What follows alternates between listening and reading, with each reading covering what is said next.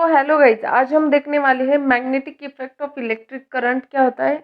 एक बार और रिवाइज करने वाले हैं।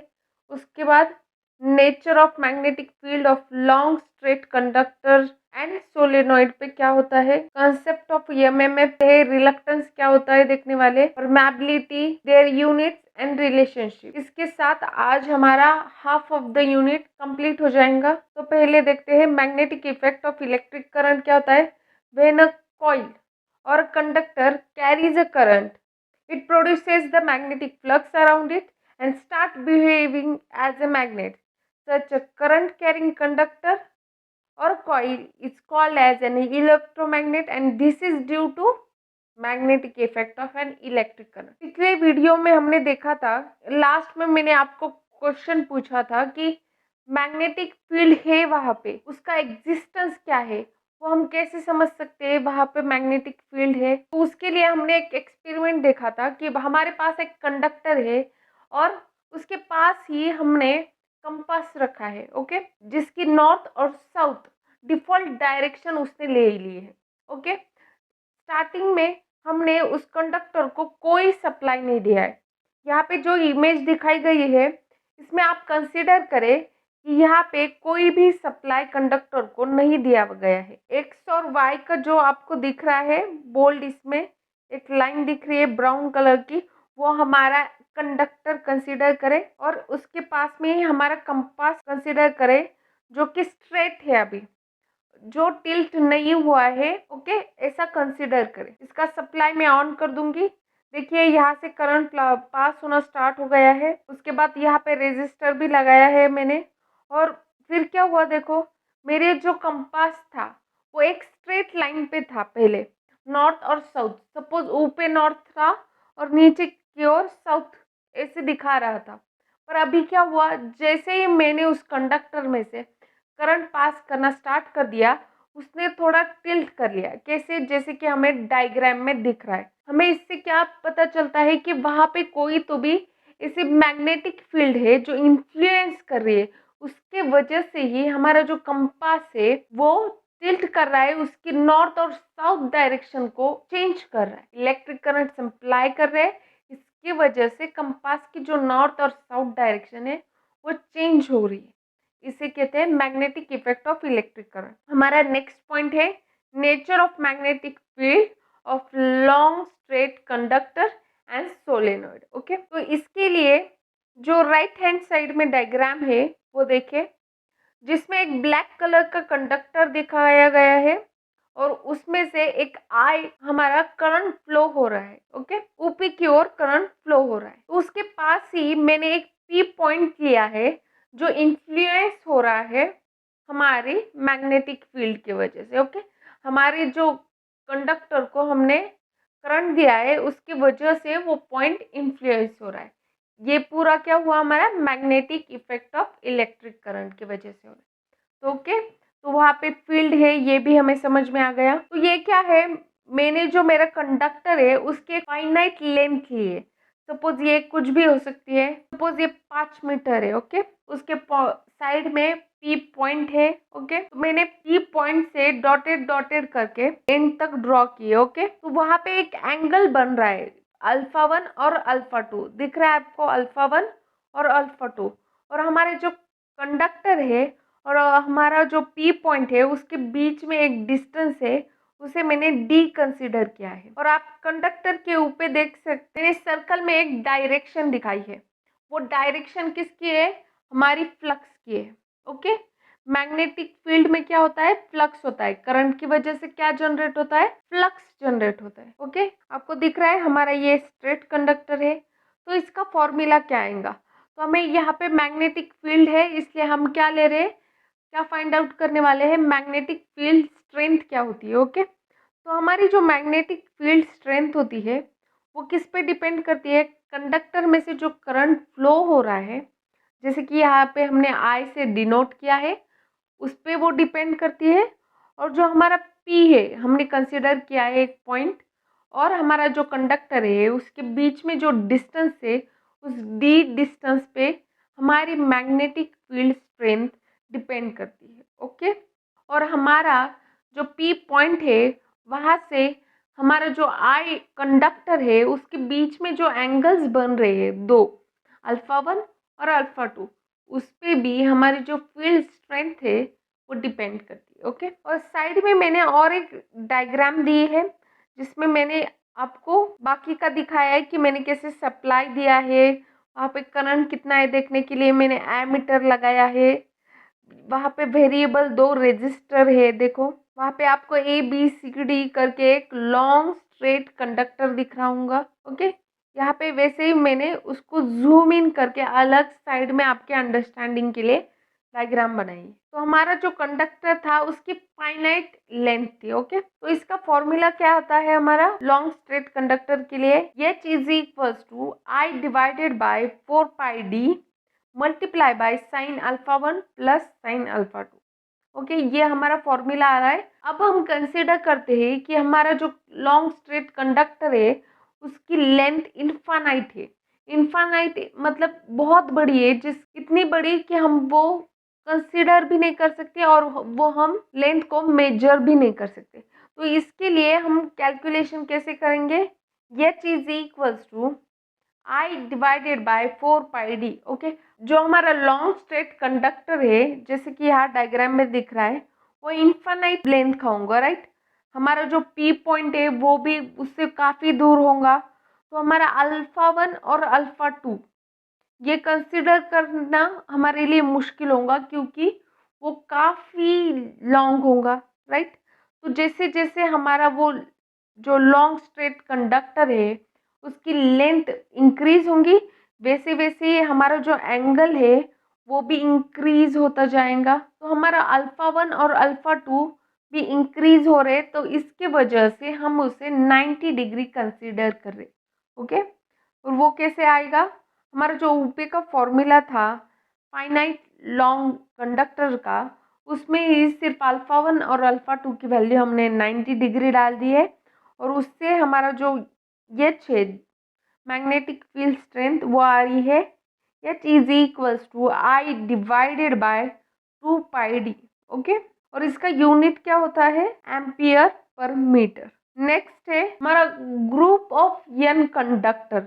सपोज हमारा केबल है, ओके, उस केबल में क्या होता है बहुत सारे कंडक्टर का ग्रुप करके हम एक केबल को बनाते हैं, राइट। इसलिए ऐसी कंडीशन में हमारी जो मैग्नेटिक फील्ड स्ट्रेंथ है वो क्या होगी वो देखने के लिए फॉर्मूला डिजाइन किया गया है, वो है H is equals to N I by 2 pi D.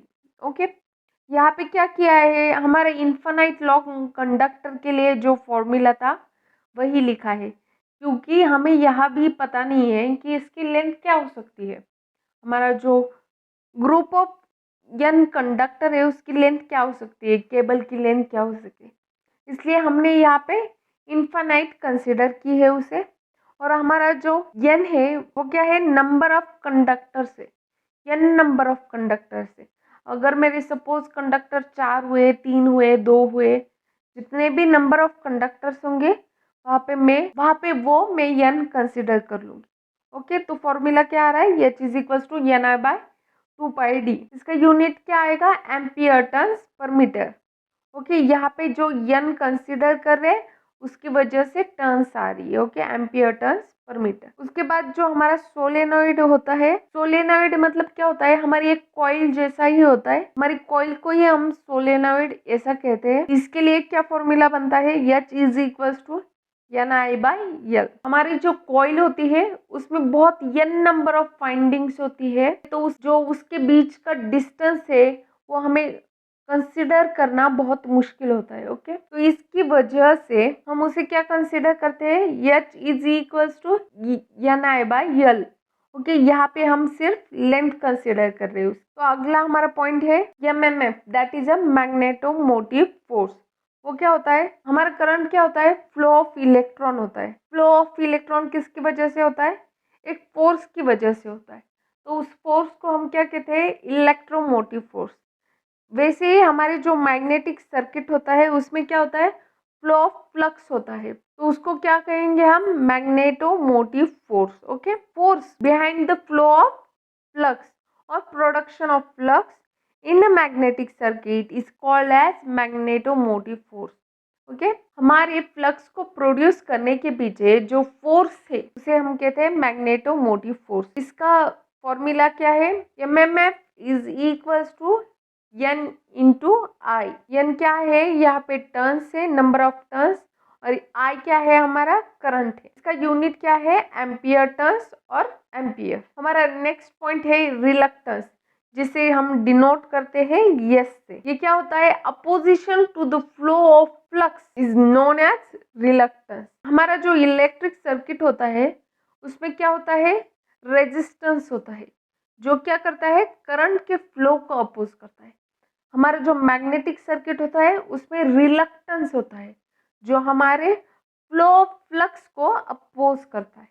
इसको डिनोट करते हैं हम यस से, और इसका यूनिट है ampere turns per weber. Resistance का एक फॉर्मूला है R is equals to rho L by A।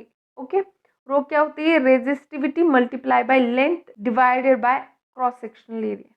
वैसे ही हमारा रिलक्टेंस के लिए एक फॉर्मूला है। जैसे हमारी रेजिस्टेंस है जो लेंथ पे डिपेंड करता था और क्रॉस सेक्शनल एरिया पे, वैसे ही हमारा जो रिलक्टेंस है वो भी लेंथ और क्रॉस सेक्शनल एरिया पे डिपेंड करता है। तो हमारा जो रिलक्टेंस है वो डायरेक्टली प्रोपोर्शनल है लेंथ से, और इन्वर्सली प्रोपोर्शनल है क्रॉस सेक्शनल एरिया। तो इसका फॉर्मूला क्या आएगा? S is equals to K into L divided by A, whole divided by A. तो के क्या है? कांस्टेंट। एल लेंथ है और ए क्रॉस सेक्शनल एरिया है, और जो हमारा कांस्टेंट है वो यहाँ हम कंसिडर करते हैं म्यू। म्यू मतलब क्या होती है? हमारी परमेबिलिटी। आगे देखेंगे परमेबिलिटी क्या होती है। तो वो क्या आएगा? S is equals to L divided by mu A, और दूसरा फॉर्मूला आएगा S is equals to L divided by mu naught into mu R into A. हमारी म्यू नॉट क्या होते हैं? Permeability in vacuum. Mu R होता है हमारा रिलेटिव परमेबिलिटी। हमारा नेक्स्ट पॉइंट है परमियंस। हमारा परमियंस क्या होता है? Reciprocal of reluctance. ओके, तो इसका यूनिट क्या आता है? वेबर पर एम्पियर। ओके, जैसे कि हमारे इलेक्ट्रिक सर्किट में कंडक्टेंस होता है जो रेसिप्रोकल होता है रेजिस्टेंस का, वैसे ही हमारे मैग्नेटिक सर्किट में परमियंस आता है जो रेसिप्रोकल होता है हमारे रिलक्टेंस का। ओके, इलेक्ट्रिक सर्किट और मैग्नेटिक सर्किट का हम जब कंपैरिजन देखेंगे तो आपको जो ये कंसेप्ट है वो और भी अच्छे से समझ में आएगा। हमारा नेक्स्ट पॉइंट है परमेबिलिटी। परमेबिलिटी क्या होती है? The flow of flux produced by the magnet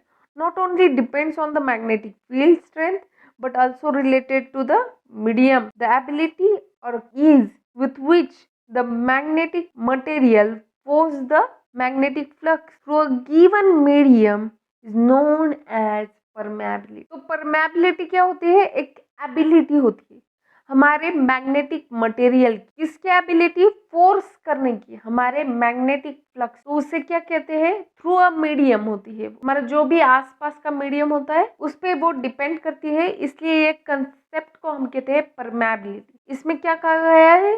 हमारे सर्किट में जो फ्लक्स प्रोड्यूस होता है वो सिर्फ मैग्नेटिक फील्ड स्ट्रेंथ पे ही नहीं डिपेंड करता, वो उसके अराउंड जो मीडियम होता है उस पे भी डिपेंड करता है। ओके, और परमेबिलिटी एक एबिलिटी है और एक फोर्स है जो मैग्नेटिक फ्लक्स को प्रोड्यूस कर रहा है इन अ गिवन मीडियम, जो भी वहां पे मीडियम होगा। हमारी परमेबिलिटी के दो टाइप्स है, एब्सोल्यूट परमेबिलिटी और रिलेटिव परमेबिलिटी। एब्सोल्यूट परमेबिलिटी हम म्यू से डिनोट करते हैं, वो होती है mu is equals to B divided by H. B मतलब मैग्नेटिक फ्लक्स डेंसिटी, एच मतलब magnetic field strength. Okay, permeability को डिनोट किससे करते हैं? म्यू से। ये है हमारी एब्सोल्यूट परमेबिलिटी। नेक्स्ट है परमेबिलिटी इन वैक्यूम। तो हम क्या करेंगे? वैक्यूम में कितनी परमेबिलिटी है देखने के लिए सेम फॉर्मूला यूज करेंगे, B divided by H.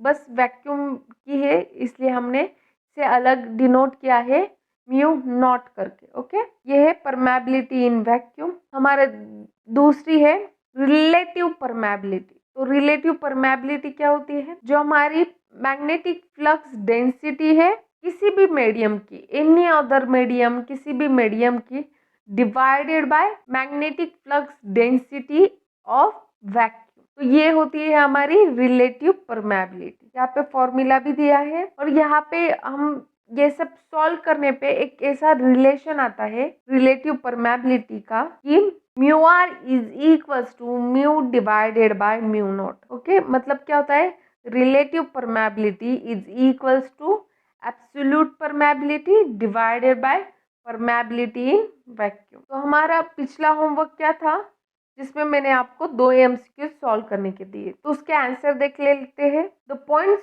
Of the magnet at which maximum iron pieces accumulates are called as. हमारे जो आयन पीसेस होते हैं, अगर वो हमारे मैग्नेट के पास रख दे तो मैग्नेट के कौन सी साइड में, कहाँ पे वो ज्यादा अट्रैक्ट होते हैं, ये इस क्वेश्चन में पूछा गया है। तो यहाँ पे 4 ऑप्शन है, एक्सिस, इंडक्शन, पोल्स और फ्लक्स। तो हम जानते हैं कि पोल्स पे सबसे ज्यादा अट्रैक्ट करते हैं, तो इसका आंसर है पोल्स। नेक्स्ट है the law of magnetism is stated by scientist. तो हमारा जो सेकेंड लॉ ऑफ मैग्नेटिज्म था वो किसने स्टेट किया था, कूलम्स ने। ओके, कूलम्स लॉ है वो। तो आज का होमवर्क देख लेते हैं। इसमें भी मैंने आपको 2 एमसीक्यू सॉल्व करने के लिए दिए हैं। तो हमारे एमसीक्यू क्या है, a freely suspended magnet adjust itself in dash dash direction. अगर हम मैग्नेट को किसी चीज से बांध ले और उसे सस्पेंड करे, छोड़ दे, तो वो कौन सी डिफॉल्ट डायरेक्शन लेगा खुद से। नेक्स्ट एमसीक्यू है the unit of flux density. हमारी जो फ्लक्स डेंसिटी है उसका यूनिट क्या है, यहाँ पे 4 ऑप्शन दिए गए हैं। तो आज के लिए बस इतना ही। मेरी जो भी नोट्स है मैं टेलीग्राम चैनल पे डाल देती हूँ, तो टेलीग्राम चैनल को देखना मत भूलिए। Thanks for watching. अगर आपको वीडियो पसंद आ रही है तो चैनल को सब्सक्राइब और वीडियो को लाइक करना ना भूलिए।